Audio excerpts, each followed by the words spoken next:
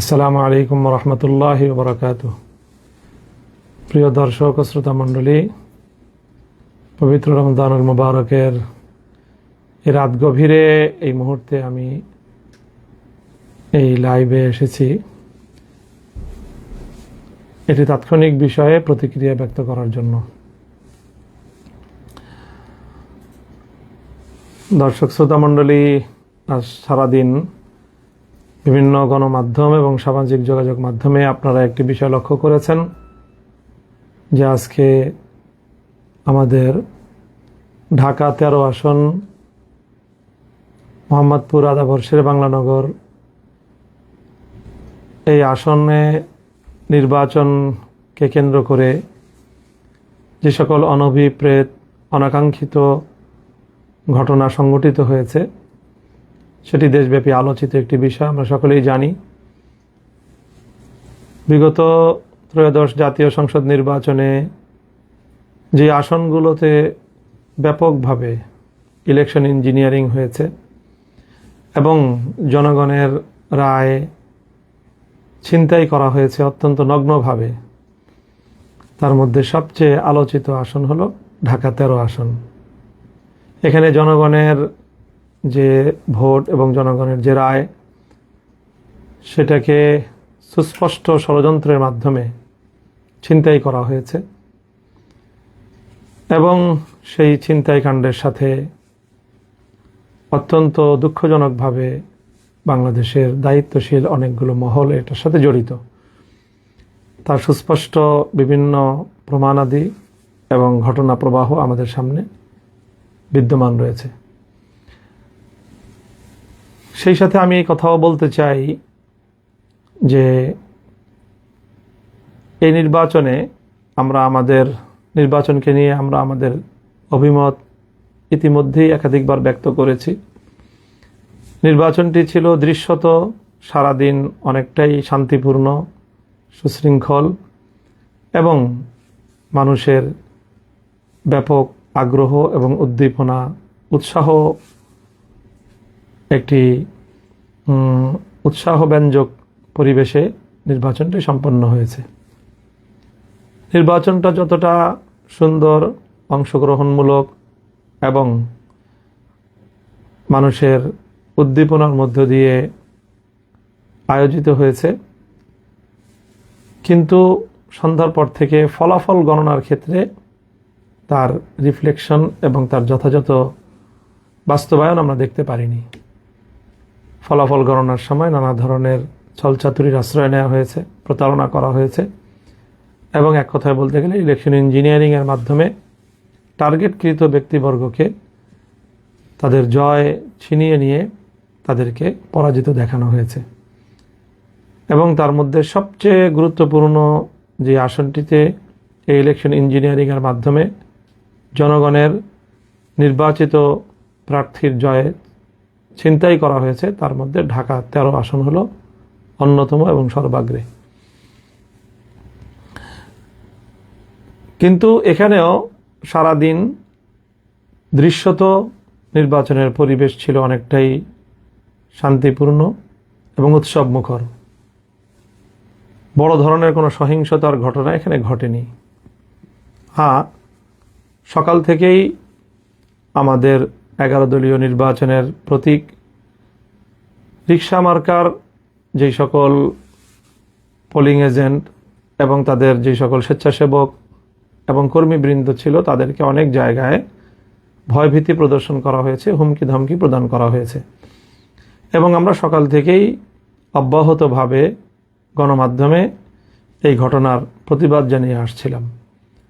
আমাদের ঢাকা 13 আসনটি 7টি ওয়ার্ড নিয়ে গঠিত এবং এই 7টি ওয়ার্ডের মধ্যে সকাল ভোর থেকেই সবচেয়ে বেশি আমাদের নেতাকর্মীদেরকে হুমকি ধমকি প্রদান করা হয়েছে এবং অশোভন আচরণ করা হয়েছে আমাদের এই 13 আসনের 34 নং ওয়ার্ডে।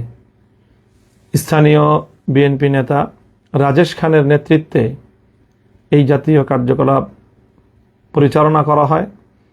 আমাদের কেন্দ্রের বাইরে বুথগুলোতে আমাদের যে সকল নেতাকর্মীরা ভোটারদেরকে রিসিপশনের জন্য, তাদেরকে ভোটার স্লিপ প্রদান করার জন্য, ভোটারদেরকে এগিয়ে আনার জন্য যে সকল কার্যক্রম পরিচালিত হচ্ছিল, প্রতিটি সেন্টারে সেন্টারে, প্রতিটি কেন্দ্রে কেন্দ্রে এবং প্রতিটি আমাদের যে বুথ ছিল সবগুলোতে গিয়ে রাজেশ খান এবং তার সন্ত্রাসী বাহিনী ব্যাপকভাবে সন্ত্রাসী কার্যকলাপ পরিচালনা করেছে, হুমকি ধামকি প্রদান করেছে এবং তাদের অনেককে সেখান থেকে চলে যাওয়ার জন্য প্রাণনাশেরও হুমকি পর্যন্ত দিয়েছে এই রাজেশ খান। এই কথাগুলো আজ আমি ইলেকশনের অনেক দিন পরে এসে বলছি তা নয়। আমি 12 তারিখ সকাল 10টার মধ্যেই এই কথাগুলো আমি গণমাধ্যমে বলেছি এবং রাজেশ খানের নাম নিয়েই আমি আমার এই অভিযোগের কথাগুলো সেখানে ব্যক্ত করেছি। তবে সেখানে আমাদের পক্ষ থেকে কোনো প্রতিরোধ অথবা পাল্টা কোনো তাদের উপরে কোনো হামলা অথবা কোনো ভয়ভীতি প্রদর্শনের ঘটনা ঘটেনি। আমাদের নিরীহ লোকজন তাদের ভয়ভীতি যতটুকু উপেক্ষা করে সম্ভব হয়েছে কার্যক্রম পরিচালনা করেছে। তবে দিন গড়ানোর সাথে সাথে সেখানে তাদের শোডাউন এবং কেন্দ্রের সামনে তাদের শক্তি প্রদর্শনের মাত্রা বৃদ্ধি পেতে থাকলে একসময় আইনশৃঙ্খলা রক্ষাকারী বাহিনী সেখানে পদক্ষেপ গ্রহণ করে, বিশেষ করে আর্মি গিয়ে সেখানে সেই বিএনপির এবং ধানের শীষের প্রতীকের যারা কর্মী ছিল এবং সাধারণ মানুষদেরকে যারা ভীতি প্রদর্শন করছিল এবং ভোটের শান্তিপ্রিয় পরিবেশকে যারা বিঘ্ন ঘটাচ্ছিল তাদেরকে বারবার ছত্রভঙ্গ করে দিয়েছে আইনশৃঙ্খলা রক্ষাকারী বাহিনী এবং বিশেষ করে আর্মি। এবং সেখানে তাদেরকে ছত্রভঙ্গ করতে গিয়ে সেখানে আর্মি অ্যাকশনে গিয়েছে, লাঠিপেটা করেছে ব্যাপকভাবে এবং সেই লাঠিপেটায় সারাদিন বিভিন্ন কেন্দ্রে বিএনপির অনেক নেতাকর্মী, ধানের শীষের অনেক নেতাকর্মী তারা আঘাতপ্রাপ্ত হয়েছে। ক্ষেত্র বিশেষে তাদের সাথে সাথে আমাদেরও অল্প কিছু লোক আর্মির সেই প্রহারের শিকার হয়েছে এবং তারাও আহত হয়েছে এবং সেই আহতদেরকে আমি 12 তারিখ রাতেই তাদের শয্যাপাশে গিয়েছি এবং তাদের চিকিৎসার ব্যবস্থা আমি গ্রহণ করেছি। আর্মির এই আক্রমণ এবং তাদের ছত্রভঙ্গ করা, শান্তি শৃঙ্খলা রক্ষার এক পর্যায়ে ওখানে আমাদের লোকজনও যেরকম কিছু আহত হয়েছে আর প্রায় 90% জন বা তার চেয়েও বেশি সেখানে আক্রান্ত হয়েছে ধানের শীষের নেতাকর্মীরা। কারণ তারাই সকাল থেকে ভোট কেন্দ্র দখল করার এবং ভোটের পরিবেশ নষ্ট করার, ভয়ভীতি প্রদর্শন করার এই সকল সন্ত্রাসী কার্যকলাপগুলো পরিচালনা করছিল এবং এতে সবচেয়ে বেশি ভূমিকা ছিল রাজেশ খানের। সেই রাজেশ খানের কর্মী বাহিনীর সাথেই আর্মি তাদেরকে ছত্রভঙ্গ করতে গিয়ে তাদের উপর লাঠিপেটা করে এবং সেই লাঠিপেটায় তাদের মধ্যে অনেকে আহত হয়েছে এবং সেই আহতদের মধ্যে রাজেশ খানের নিকটাত্মীয় একজন হায়দার আলী নামে এক ব্যক্তি ছিলেন। সেটা আমরা আগে জানতে পারিনি, তাদের পরিচয় শনাক্ত করা যায়নি। আজকে ধানের শীষের প্রার্থী হয়তো আগাম তারা অনুভব করেছিল যে হায়দার আলীর তার অবস্থা শোচনীয়, আর্মির লাঠিপেটায় গুরুতর আহত এবং আইসিইউতে সে সম্ভবত ভর্তি ছিল এবং আমরা আশঙ্কা করছি যে তার অবস্থা সংকটাপন্ন এবং তার মৃত্যু নিশ্চিত জেনেই সকালবেলা ধানের শীষের প্রার্থী একটি এখানে সিন ক্রিয়েট করেছে এবং আমাদেরকে বা আমাদের উপর এর দায় চাপানোর জন্য একটি নাটক মঞ্চস্থ করেছে এবং সেই নাটকের মাধ্যমে মূলত তাদের সন্ত্রাসী কার্যকলাপ, রাজেশ খানের এই দখলদারি, সন্ত্রাস এবং ভোট কেন্দ্র দখল করার তাদের এই প্রবণতা এবং তার প্রেক্ষিতে সেনাবাহিনীর পদক্ষেপের বিষয়কে আড়াল করার জন্য শাক দিয়ে মাছ ঢাকার একটি প্রবণতা হিসেবে হঠাৎ করে আজ ইলেকশনের এতদিন পরে এসে এই জাতীয় ঘটনার দায়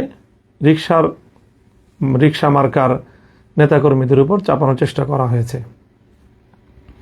আমি মনে করি এটি একটি দূরভিসন্ধি এবং ষড়যন্ত্রমূলক ঘটনা। কিছুক্ষণ পূর্বে আমরা দেখেছি সামাজিক যোগাযোগ মাধ্যমে রাজেশ খানের এবং তার সহকর্মীদের মাধ্যমে তারা যেই সংবাদ প্রচার করেছে, সেখানে ওই হায়দার আলীর নিহত হওয়ার সংবাদ প্রচারিত হয়েছে। এবং আবারও তারা ওই শাক দিয়ে মাছ ঢাকার মতো মিথ্যাচার করে আর্মির হামলায় আহত হয়ে এবং শেষে নিহত ব্যক্তির এই ঘটনাকে তাদের সন্ত্রাসী কার্যকলাপ, রাজেশ খান তার নিজের অপরাধকে ঢাকা দেওয়ার জন্য সে আমাদের উপর এর দায় চাপানোর অপচেষ্টা চালিয়েছে। আমরা এই অপচেষ্টার তীব্র নিন্দা জানাই এবং সেখানে স্বাভাবিকভাবেই সিসিটিভির ফুটেজ থাকার কথা প্রতিটি কেন্দ্রকে সামনে রেখে। সেখানে কি ঘটনা ঘটেছিল, সেনাবাহিনী কেন তাদের উপর হামলা চালিয়েছিল, আমাদের কাছে একাধিক প্রত্যক্ষদর্শীর বরাতে এই সংবাদ এসেছে যে সেই দিন রাজেশ খান এবং হায়দার আলী তারা আর্মিকে চ্যালেঞ্জ করেছিল এবং আর্মিকে তারা সেখান থেকে হুমকি ধমকি দিয়ে আর্মির সাথেও অসদাচরণ করার প্রেক্ষিতে আর্মি তাদের উপরে চড়াও হয় এবং তারা আর্মির দ্বারা লাঠিপেটার শিকার হয় এবং সেই ঘটনারই প্রেক্ষিতে এই মর্মান্তিক বিয়োগান্তক ঘটনাটি ঘটে যায়। কোনো মানুষের প্রাণহানি এটি অবশ্যই আমাদের সকলের কাছে অত্যন্ত মর্মান্তিক একটি বিষয়, দুঃখজনক একটি বিষয়।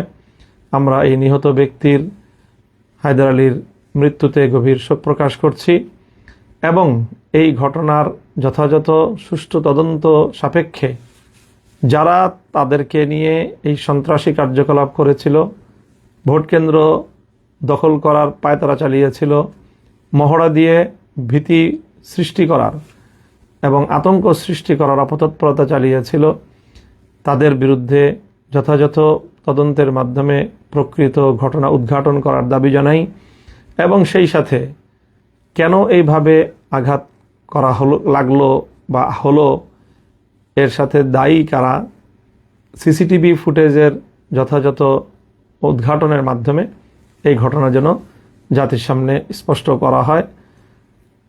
এখানে একদিকে আমরা তাদের বিরুদ্ধে ইতিমধ্যে ইলেকশন ইঞ্জিনিয়ারিংয়ের অসংখ্য তথ্য প্রমাণ আমাদের কাছে বিদ্যমান থাকার প্রেক্ষিতে বিষয়টি নিয়ে আমরা যেমনিভাবে নির্বাচন কমিশনের কাছে আমাদের অভিযোগ দায়ের করেছি, সে একই সাথে আমরা এই বিষয়গুলো নিয়ে আমাদের আইনানুগ যাবতীয় পদক্ষেপ গ্রহণ করার আমরা পর্যায়ক্রমিক পদক্ষেপের মধ্যে রয়েছি, প্রক্রিয়ার মধ্যে রয়েছি।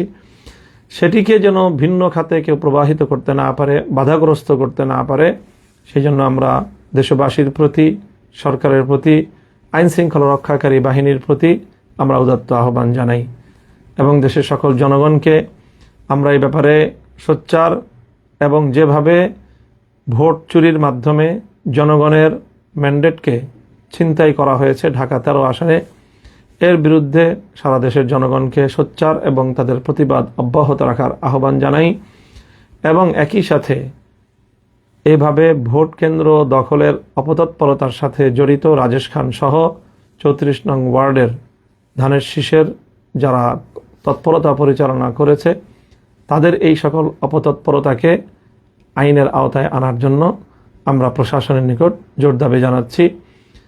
আমরা চাই যেভাবেই হোক, যে প্রক্রিয়ার মাধ্যমেই হোক, একটি সরকার প্রতিষ্ঠিত হয়েছে, দেশ দীর্ঘ সংগ্রামের মধ্য দিয়ে একটি নির্বাচন পরবর্তী বাংলাদেশে একটি নতুন সরকার ক্ষমতাসীন হয়েছে।